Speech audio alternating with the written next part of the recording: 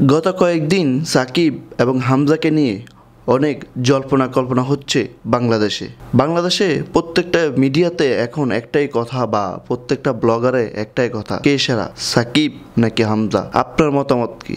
সেরা কে, সাকিব নাকি হামজা চৌধুরী? সাকিব ইন্টারন্যাশনাল মাঠ পর্যায়ে বাংলাদেশকে কতটুকু অবদান দিয়েছেন এবং হামজা চৌধুরী এখনো বাংলাদেশকে কি অবদান দিতে পারছেন, নাকি হামজা এখনো ম্যাচ খেলার আগেই বাংলাদেশকে অনেকটা এগিয়ে নিয়ে গেছেন? তাহলে একটু জেনে আসা যাক যে কার অবদান কত বেশি, সাকিবের অবদান বেশি নাকি হামজা চৌধুরীর অবদান বেশি? আমরা যদি সাকিবুল হাসানের প্রথম যে সাকিবুল হাসানের বাংলাদেশের ডেবু থেকে এখন পর্যন্ত সাকিব বাংলাদেশকে কত ম্যাচ নেতৃত্ব দিয়েছেন সেটা যদি আমরা একটু দেখি তাহলে হয়তো মোটামুটি কিছু ক্লিয়ার হবো। ইন্টারন্যাশনাল পর্যায়ে, ক্লাব পর্যায়ে আমি বাদ দিই, ইন্টারন্যাশনাল পর্যায়ে সাকিব ইন্টারন্যাশনাল পর্যায়ে বাংলাদেশকে এখন পর্যন্ত টেস্ট খেলেছেন 71টা এবং ওডিআই খেলেছেন 247 এবং টি-20 খেলেছেন 129। ইন্টারন্যাশনাল পর্যায়ে সে এখনো পর্যন্ত বাংলাদেশকে প্রায় 450 ম্যাচের মতো কাছাকাছি লিড দিয়ে ফেলছে। হামজা চৌধুরী এখনো কোনো ম্যাচ লিড দেয় নাই বাংলাদেশকে, হয়তো খুব তাড়াতাড়ি উনিও বাংলাদেশকে লিড দিবে। কিন্তু সাকিব কি সেরা নাকি হামজা সেরা? আমরা হামজার একটু দেখে আসি, হামজা এখন পর্যন্ত কত ম্যাচ খেলছে। হামজা চৌধুরীর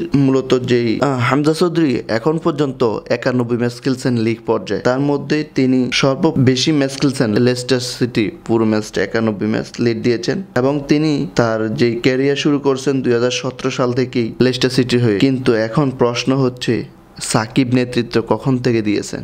সাকিব নেতৃত্ব দিয়েছেন 2007 থেকে ইন্ডিয়ার এগেইনস্ট বা ইন্ডিয়ার বিরুদ্ধে থেকে, টেস্ট বিরুদ্ধ থেকে। তাহলে আপনাদের চোখে কে সেরা, সাকিব নাকি হামজা চৌধুরী? আসলে খেলাটা জিনিসটাই অন্যরকম, কে সেরা কে সেরা না সেটা আসলে আমাদেরকে বুঝতে হবে। কারণ সাকিব নেতৃত্ব দিয়েছেন 19 বছর, হামজা চৌধুরী এখনো নেতৃত্ব দেয় নাই। সে নেতৃত্ব দিবে খুব তাড়াতাড়ি বাংলাদেশের, হয়তো ইন্ডিয়ার বিরুদ্ধে না হয় যে কোনো টিমের বিরুদ্ধে নেতৃত্ব দিবেন। তো যেহেতু খেলা শুরু, হামজা চৌধুরী বাংলাদেশ টিমে জয়েন করে আগেই তার এই কে সেরা এটা নিয়ে কথা হয়ে গেছে। তাহলে ছোট্ট করে একটা কথা বলি, বাংলাদেশের বা অস্ট্রেলিয়ান একটা রাষ্ট্রদূত কোন এক সংবাদ সম্মেলনে বলেছিলেন যে বাংলাদেশকে তারা মূলত চিনে সাকিব আল হাসানকে দিয়ে, ক্রিকেটার সাকিব আল হাসানকে দিয়ে। অনেক দেশে আমরা দেখেছি বিভিন্ন ব্লগার যখন প্রশ্ন করেছিল যে বাংলাদেশকে তারা কি দিয়েছিল, তখন অনেকে বলছিল সাকিব আল হাসানকে দিয়ে। সো হামজা চৌধুরী এখনো বাংলাদেশকে লিড দেয় নাই। সো এখনো হামজা চৌধুরী বাংলাদেশকে যদি কেউ বলে বেস্ট, সেটা আমি বলতে পারতেছি না, কারণ বাংলাদেশে বেস্ট এখনো সাকিব আল হাসান। যখন হামজা চৌধুরী বাংলাদেশকে লিড দিবে, বাংলাদেশের